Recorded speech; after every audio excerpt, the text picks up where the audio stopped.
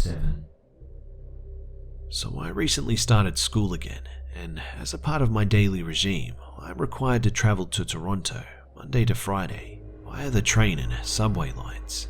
It's about a good 2 hours one way, so I usually pull out a good book, pop in my headphones and relax to some light music. I, of course, being from out of town, have heard a lot of horror stories that many people endure on the TTC. Naturally, I thought most of it was just over-exaggeration and tall tales. Well, I was very quickly proven dead wrong. Rewind to a week ago. I had just finished a very long grueling day of school, 5 AM to 7 PM, and I wanted nothing more than just to relax and get home ASAP. I took my usual bus route to the subway station and sat down on one of the seats directly next to an exit door. Now, a little context. I am facing forwards, looking at one seat ahead of me across the aisle of the subway car. This seat was occupied by a 20-something Asian lady who was playing some game on her phone and was paying absolutely no attention to anything going on around her. And it's the person in this seat that made my 40-minute subway ride very disturbing. Occupying the seat was a lady, about 30-40 years of age, who possessed a very creepy smile. I say this because she never stopped smiling, and I mean that she was smiling the entire subway ride. Anyways, the car pulled out of the station and we were on our way. For the first half of the trip, she would continuously be staring at this Asian girl, laughing and muttering to herself. She would also take her phone out of her purse and start taking pictures of this girl and whatever was on her phone. How she didn't see this, I have no clue. About halfway up the tracks, the Asian lady left the car, and this is when the attention was directed to me. She turned full front to me and just smiled at me with a huge toothy grin. I knew deep down that if I made eye contact, I was going to be in for a bad time. So I just stared at a poster on the roof of the train for what felt like hours. Eventually she got the hint that I was avoiding her gaze like the plague, and she went to plan B. She opened her purse and removed a tube of toothpaste and proceeded to ingest roughly half of the tube. I damn near threw up then and there, but somehow held it together, even though she was still staring and laughing at me covered in toothpaste. My stop came and I bolted from that car as fast as I could. I got to the escalator and hazarded a glance back, and guess who I see fast walking after me, arms at her side, still smiling. I was understandably pants-shittingly terrified by this point. I ran out of the station right to the bus just as it was pulling out of the station. I took one final look back and there she was, standing on the platform, head cocked to the side, laughing and waving by. Number 6. Now, I was 15 or 16 at the time. I had just finished my exams, so me and my friends were all bored with nothing to do in the summer months. We lived in a small village, not totally enclosed by wilderness and forest, but we were still in an isolated village with fields and meadows all around.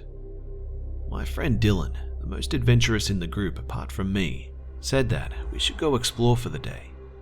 At the time, we thought, why not? The days were long and the nights fairly light until 11ish o'clock. We all agreed to go out. We took water, food, and a few other things, including me taking a penknife. I always took one with me. So a group of 6 or 7 of us set out in the late afternoon. The day was a really nice day, so we ambled up through the fields and small woods for a few hours, laughing at each other's jokes and funny stories. We did this until around 6ish.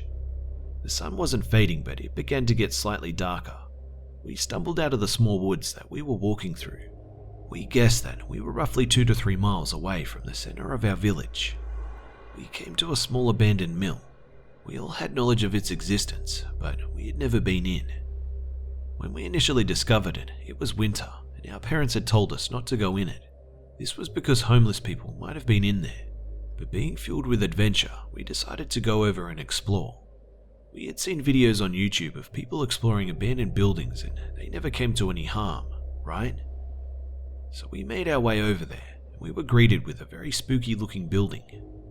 It wasn't boarded up, but the interior was extremely dark, so we all pulled out our phones and turned our lights on.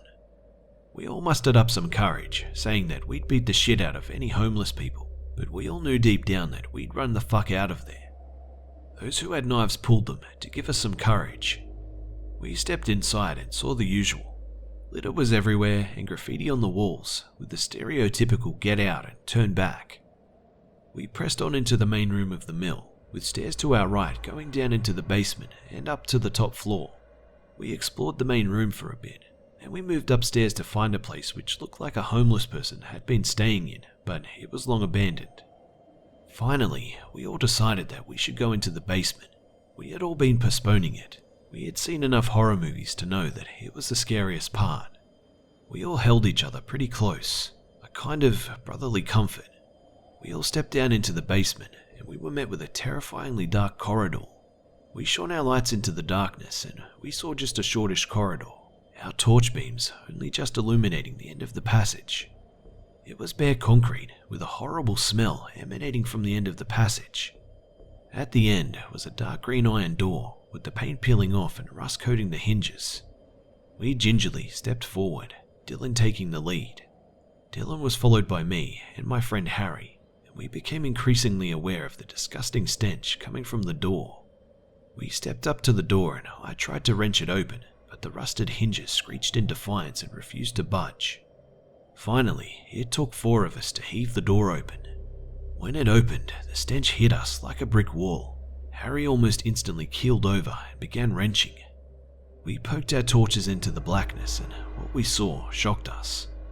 The remains of a dog lay in the middle of the room. It had been absolutely savaged.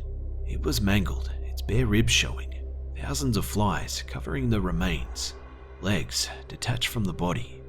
We were terrified and felt sick. We went to push the door closed to try and stop the stench from coming through the doorway, but as we tried to shut it, a piercing, almost inhuman scream erupted from the room. I moved back from the door and, with a rush of adrenaline, kicked the door as hard as I could. The metal screamed in protest and scraped across the floor. We began sprinting out of the mill, and as fast as we could, we burst out of the entrance and continued running until we were far away from that building. We all decided to go home after that, taking the back roads. We never went back there, and every day I think about what would have happened if we had gone in, or would we have seen whatever made that scream. It really does haunt me. Number 5. I've told this story to my roommates who are from the same town, and I've talked about it a few times with some of the people who were there, but that's it. I don't like to talk about it because inevitably someone will say, "Really, we should go and try and find it again," and I really don't want to. I've looked for it on a map a few times, but I can't find it. Though, my male friend who drove there that night swears he has the directions memorized. Anyway, I'm originally from a major city in southern Ohio, and outside of town there are a number of smaller townships. One of these is known as the more country bumpkin, redneck, grit part of town. It's not even in the same county, but it's part of the general area my city is in though. In the woods, there's this legend of Hell's Church, supposedly an old church that burned down where Satanists do rituals now, or a Satanist church that burned down by a ritual, depending on who you ask. There are a number of Hell's Church myths in Ohio in many different places, but this one was the closest to us, and a number of my guy friends decided that they wanted to be ghost hunters and check out haunted places where we lived. We were juniors in high school, and while all of us obviously thought that this was just stupid bullshit, we thought it would be funny to go out and scare ourselves. Plus, most people had cars or driver's licenses by now, so we were enjoying a new burst of freedom. I'm a scaredy cat about most stuff like this, but I was the most tomboyish girl in the group and always kind of wanted to be able to hang out with the guys. Plus, some of the girls in the group who I was closer to were going, so I didn't want to look like a loser or a pussy. So one day in November, we decide we're going to go out one night and try and find this church. We had actually been to this location once before that fall, but one of my friends had a curfew, so after exploring an old barn and the railroad tracks on a bridge nearby, we left. We hadn't found the church, to our disappointment and my mild relief. We took 2 cars out there, going past more populous parts of our city and back to this woody-ish area. I can't honestly tell you how we got there, but I know it's off a state highway, then an abandoned access road, past some old warehouse and then down a dirt road. Once you get down the dirt road, there's a kind of thicker part of the road early on where we parked our cars. We did this because the road thins out and becomes impossible to drive down. And also, someone clearly owns this land, and later down the road there is some no trespassing signage. I'm sure a ton of kids come back here, so it didn't seem odd to me that they wanted to block this place off. I barely thought twice about it at the time. We get out of our cars and start walking down the dirt road, wandering off the path from time to time to check out barns or clearings where we thought the chimney might be. At first, it was scary because it was dark and old or whatever. But then the barns started to get weirder. Like they were filled with weird spray painting symbols and bullshit. But that's not what bothered us. We figured whoever was there before us did it, which I still 100% believe. But there was also other stuff. Like dead owls that looked like they'd been opened up. Though they were dried out and decomposed by the time we got there, thank God. And other bits that looked like they might have come from animals. I was grossed out, but we all kind of agreed that these probably came from some teenagers trying to fake a satanic ritual, or that the animals got trapped in the falling apart barn and died in there to be picked apart by other animals. My friends are now hardcore trying to find this stupid chimney, so they keep taking off through the trees into the clearings. Myself and the other two girls who were there kind of hang back on the tree line for most of them, getting a little more nervous and a little irritated with all the coming up empty. As we keep going, we find a bike on the tree line, like a bike that maybe a 12-year-old would ride. That's a little creepy, but fine, whatever. Probably belonged to someone who owned the land. We decide we're going to go a little further, and soon enough, we find another bike. This one is older, a little rusted but still undersized. We didn't talk too much about the other bike, just kind of mumbling that it's probably still nothing. One or two of the four guys who were there are kind of trying to pump it up, saying, "These kids probably got murdered, you know," and other stuff like that, but no one's really having it. By this point, we've been there for about 2 hours and it's getting really late. Plus, I think we're all a little more creeped out than we all wanted to admit. We decided to head back to the cars and I'm feeling relieved, happy to be headed back to my house and the fuck out of here. But things never work out that way, do they? By the cars, we see a road that goes straight up a hill through the trees.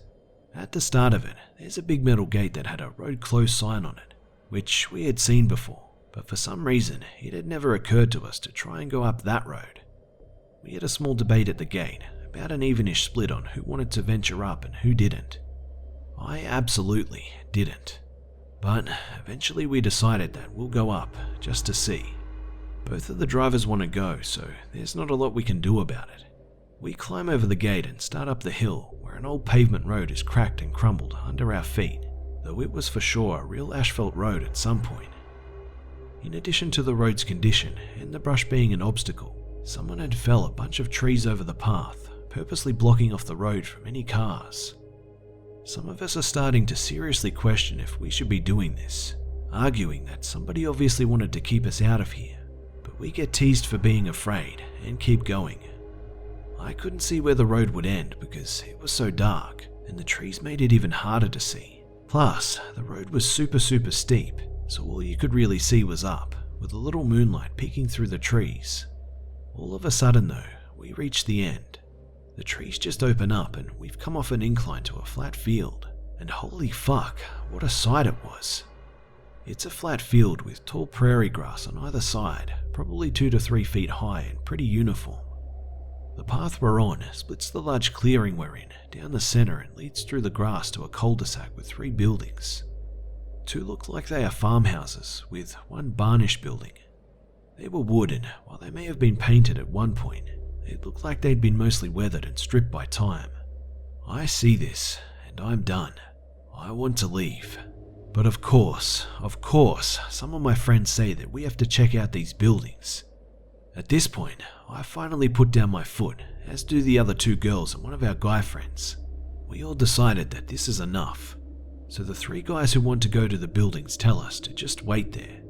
And while we don't want to be in this field, out in the open, we decided we can't just leave them. At this point, we've turned off our flashlights because the moonlight is so strong. The three of them take off down the little path, and the four of us who remain stand together, bitching about how stupid our friends are and making small talk. None of us say it, but we're all looking to the grass every now and again, worried that something is going to jump out. It's just so creepy, this abandoned little settlement. It feels like our friends are gone forever, but we finally see them get to a building and go inside. We can see the flicker of their flashlights in the windows, and I just remember feeling so tense. It was like watching a horror movie in real life. After maybe 10 minutes, though it could have been just a tense 5, we see our guy friends coming towards us, lightly jogging, looking afraid for the first time all night. "You idiots went inside?" I said, pissed off at them. One of my friends just looked at us, and I'll never forget it. It was full of bikes, just bikes chained to the walls. We didn't believe them and kept waiting for them to say that they were kidding, but they insisted and said it was like they were just storing a bunch of bikes there, most of them smaller. They looked afraid, and as much as I didn't want to believe them, I did.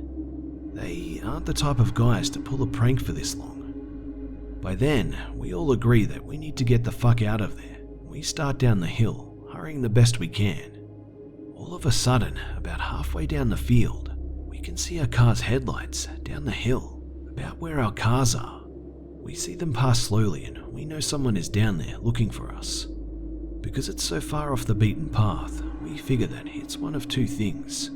One, the cops, and we're going to be fucked for trespassing. Or two, the people who own this land or these houses or something, and they're going to A, call the cops, or B, murder us. We know that the road isn't that long, so they'll be turning around, circling back soon enough, and because our cars are there, they'll probably wait for us. We're all whispering about this as we pick up the pace, sprinting down the hill as fast as we can. I'm not a good runner, but I was hauling ass, getting down as fast as I could, basically hurdling over the fallen trees.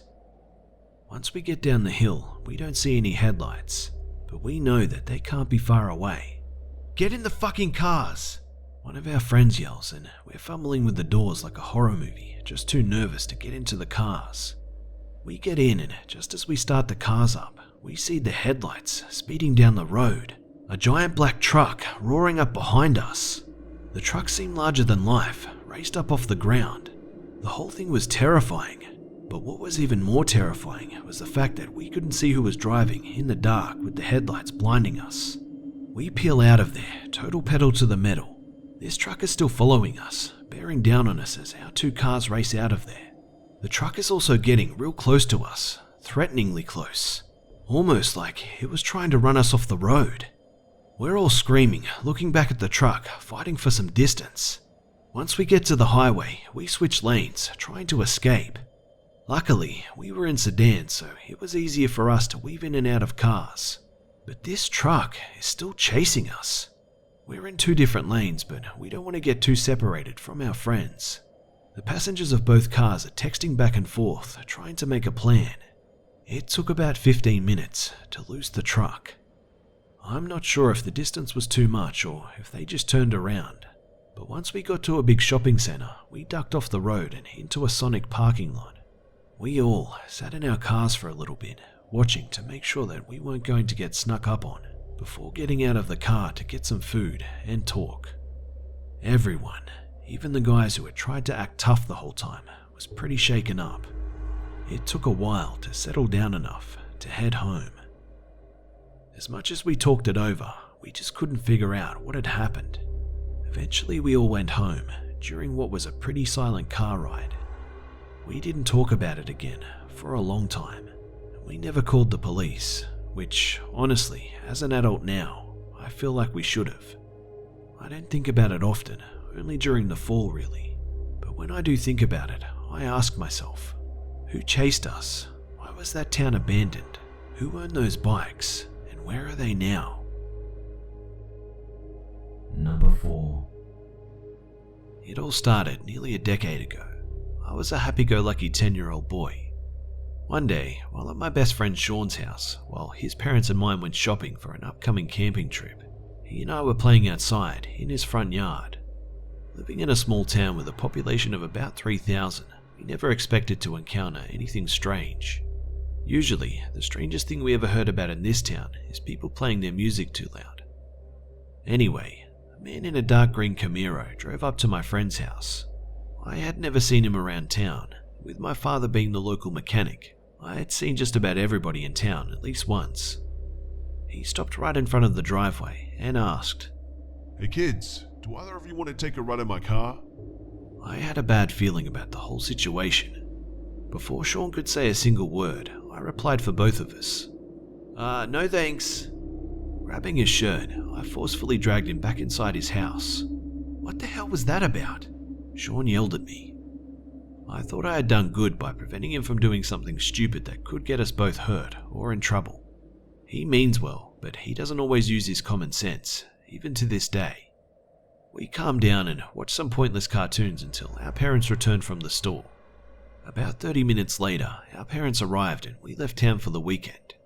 I never mentioned what happened with the guy, but now I regret it. We drove for a few hours until we arrived at a large lake. We didn't have the chance to do much the first day other than set up camp and eat dinner. The next day, Sean, his older brothers Shane and Tyler, and myself were playing in the water.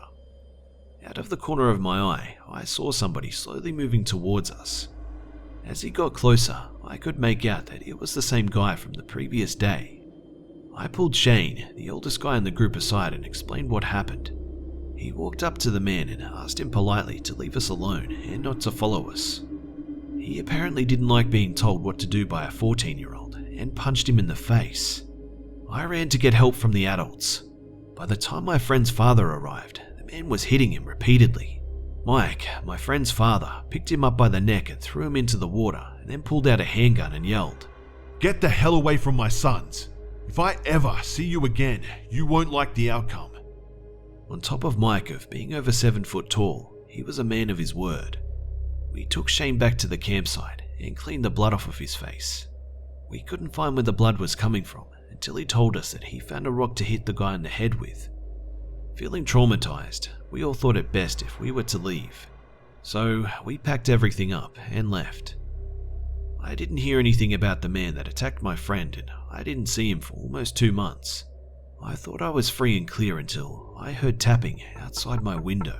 I grabbed a flashlight and a small pocket knife my grandfather had given me when I turned 10 and went to investigate. I stood frozen in fear. The only thing separating me from the man that hurt Shane was a thin pane of glass. "I don't like it when children disobey me. They need to be punished," he mouthed as he tried to force my window open. I forced my body to take a few steps back, and when I did, he forced the window open. He raised his fist at me, and I sliced his right cheek with my knife. It wasn't much, but it did give me enough time to run to get my parents. My father burst into the room with a shotgun, only to find it empty. The only trace of an intruder was a puddle of blood that had been left behind. Even the window had been closed. My mother called the police. They took samples of the blood and told us to go to a motel for the night. We packed a few things and left in the hopes that they could find the bastard that had been terrorizing me and my friends. The next day, the chief of police called my father. He got a match on the blood sample. It belonged to a man named Damian Matthews. He was a pedophile that used his victims and killed them. He had several warrants for his arrest in numerous states. Number 3. So, just a bit of background. At the time of this story, I was a 14-year-old trans guy who got bullied quite a bit. I only really had 2 friends who we'll call Bob and Dave. These guys were a few years above me, starting their first year of college, but they were the best people that I'd ever met. One thing we'd always do is go see abandoned houses and explore them. My town had a lot, so we never ran out of places to go. On this particular day, most people were at a party, but I wasn't invited. So, to shorten this bit, I'll summarize. Bob and Dave came over to mine with drinks and snacks, and we drove to a small abandoned house outside of town, a bit of a ways into the woods. So we walked through to there, hoping that the stories of the hauntings were fake. Dave broke down the door and we went in, going room to room. But things started to get strange. There was a bloody piece of shirt on the stairs, along with a knife. Terrified, I picked it up, just in case. I was trained in hand-to-hand combat, so at least I knew what I was doing. Bob stopped suddenly, making me bump into him. "Shh," he said. "Can you hear that?" There it was, a scratching noise above us, on the second floor. It was like someone was dragging a nail along the floorboards, and I was shitting myself with fear. Bob peeked around, slowly moving up the stairs. That was, until there was a scream. I was so scared, I didn't move. I couldn't. I was frozen. "Bob, come on," Dave said. I felt a panic attack come on, and Dave had to pick me up and run. We got in the truck and just drove, away from whatever the fuck was in there.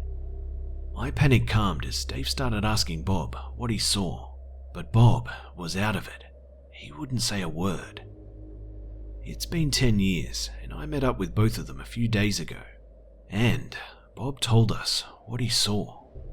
According to Bob, there was a homeless man with a knife and a body in front of him.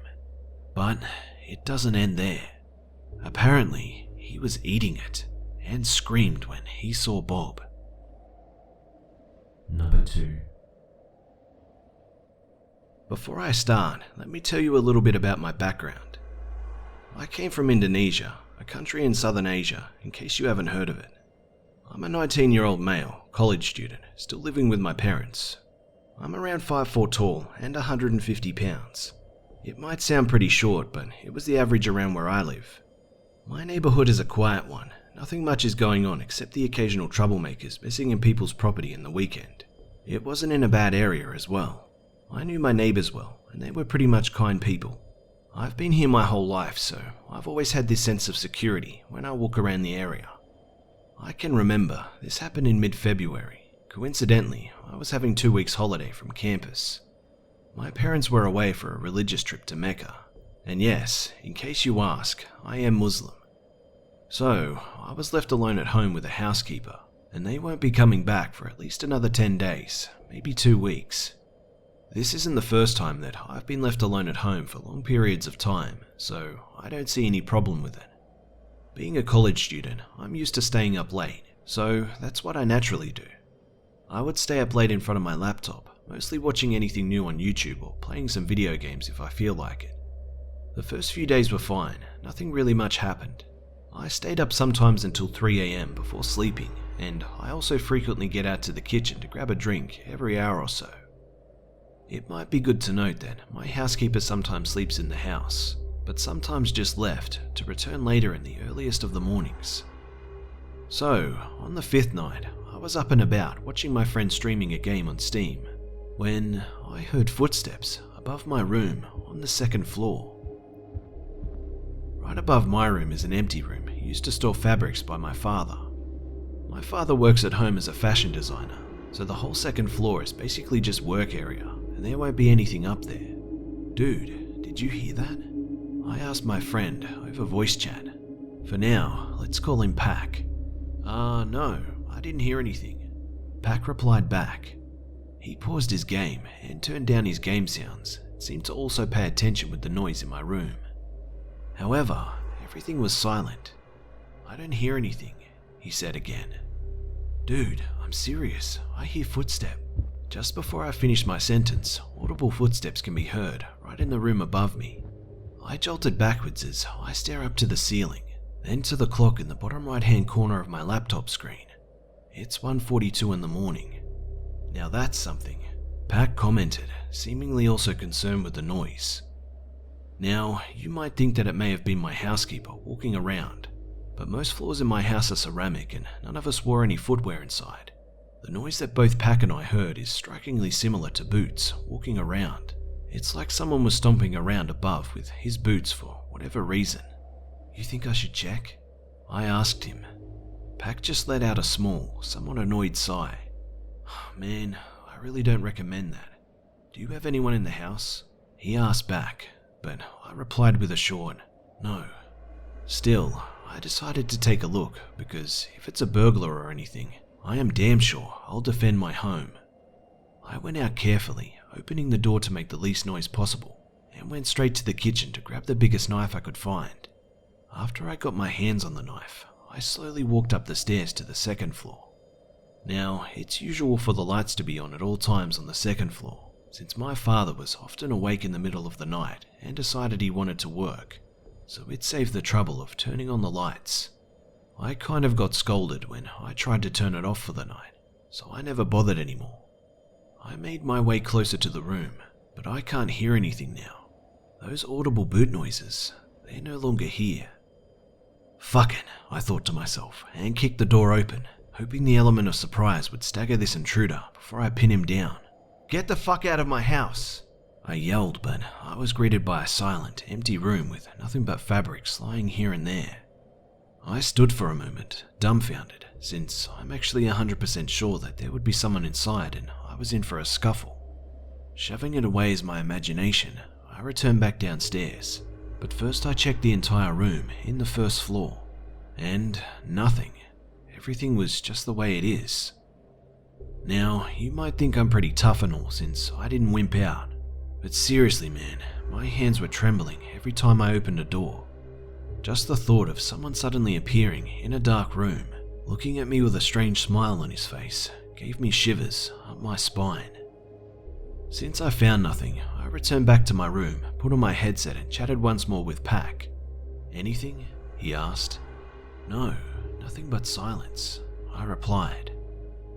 Just about 15 minutes in, that noise picks up again. This time, the footsteps' tempo is close with each other, as if someone is up there having a light jog. Pac also heard it this time. "Dude, what the fuck is that?" He is freaking out, which in turn is also pushing me on edge. I don't fucking know. I scoured my house and there's nobody except me here, I said, trying to make my voice as low as possible. It was then that the connection to the voice chat was terminated, suddenly. My head quickly perked up and looked around my dark room. My senses are on their end. It was like the feeling you get when someone is watching you. You get this nudging feeling in your gut, like someone is out there and they're eyeing on you. I stood up and walked over to my door, before suddenly the doorknob turned and slowly opens. Out of reflex, I wasted no time. I'm not sure if this is impulsiveness or simply out of fear, but I quickly body slammed myself to the door and smashed it shut before sliding the deadlock. I frantically returned to my bed, clutching the knife in my hand, but I can clearly remember something in my mind told me not to stay on the bed. It was like a strange instinct. Even now, I don't know what made me crawl out of my bed and stand in the middle of my room watching my surroundings with a knife in hand. The footsteps noise had now moved away and was no longer above my room. It was now right outside my room. The doorknob jiggled a little and out of frustration, I yelled, "Get the fuck away from me!" And whatever is at the other end of the door stopped jiggling. At first, I thought I scared whatever the fuck this thing was away, but I was wrong. After a few moments, a loud bang noise at my door echoed inside my room. It was sudden and caught me off guard. I almost dropped my knife because of it. It sounds like someone is trying to slam the door open. The sheer force was something that made me almost believe that my door was not going to last even 2 minutes against that. The slamming continues, and the noise that echoed in my room started to get into my head. I stood still, gritting my teeth, both confused and terrified at what's currently happening. I'm not usually too superstitious, but to be here, experiencing this by myself, was scary. I can attest that no matter what people say about these things being fake, it's something else when you actually come across it. This went on for 2 hours straight.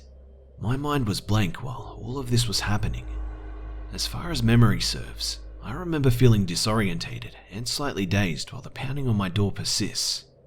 This made me put my knife down on the table, afraid that I'll hurt myself fatally should I lose consciousness. Everything was hazy after this. I woke up around 2 hours later when my housekeeper knocks on my door. I was knocked unconscious on the floor, and that knock was something that I thought I'd never hear again. I hurriedly undo the deadlock and open the door, and there he is, my housekeeper, looking confused as he stares at me, top to bottom. Are you okay?"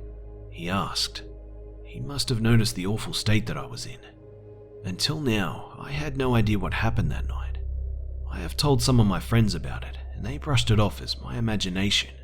The funny thing is, Pac heard it too. Number 1. I'm a 16-year-old girl and I was babysitting a few nights ago. I knew the family but had never been to their house before, so it was a new setting for me. The night was kind of slow and we were playing Pokemon. The kids were pretending to be Pokemon and I was their trainer, catching them in Pokeballs. I should say that there are 4 kids, 3 boys whose ages are 3, 5 and 6, and 1 girl who is 10. I was scrolling through my phone apps while we were watching a show, and the 5-year-old, Colton, asked me if we could go outside and look for Pokemon on Pokemon Go. I looked at my Pokemon map and saw a Pokestop, so I figured we could go to the park and hang out for a while. Since I had never been to the house before, I didn't know where the house key was, so I just left the door unlocked.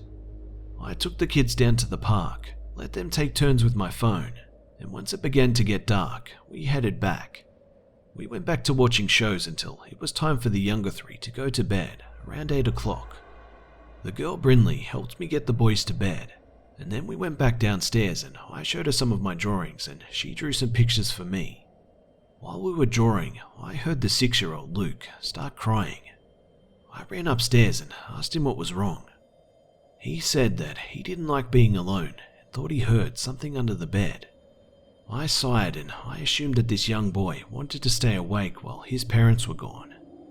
Brinley followed shortly behind me and said that she was willing to go to bed early and sleep in his bed with him so he wouldn't be alone. I told her how I was grateful for her offer and helped her get a blanket and pillow. I put them to bed and I went back downstairs. I was playing on my phone when I heard Brinley scream my name. All of the boys came running downstairs and Luke had bloodshot eyes from crying. He struggled but yelled that someone grabbed Brinley and pulled her off and under the bed. I told the boys to run next door as I sprinted upstairs without a thought in my mind. I knew I had to help her. Now, I am not a small girl, and I've been told before that I'm intimidating. I'm 5'9" and 200 pounds.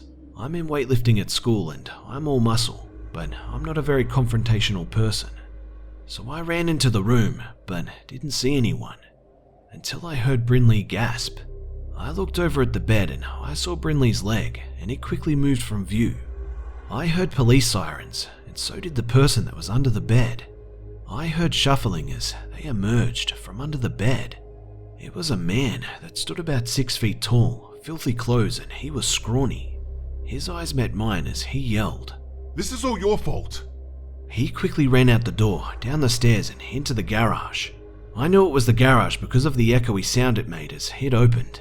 I could just tell the difference from any other door. I crawled under the bed and grabbed Brinley in my arms and ran down the stairs. The police had already come inside due to the information the boys had shared with them. I paused at the bottom of the stairs with Brinley crying into my shoulder. I pointed to the garage and they quickly responded. One of the policemen escorted me outside to the boys and the neighbours. Soon after, the man was in cuffs, being brought to the police car. The whole time, his eyes locked on me with a soul-piercing glare. I later decided that he entered the house while we were at the park, but for all I know, he had been there the whole time, waiting for a moment where everyone was vulnerable. I have no idea what his plans were and why it was my fault, whatever he meant by that. But I am never leaving the house unless I lock the door again.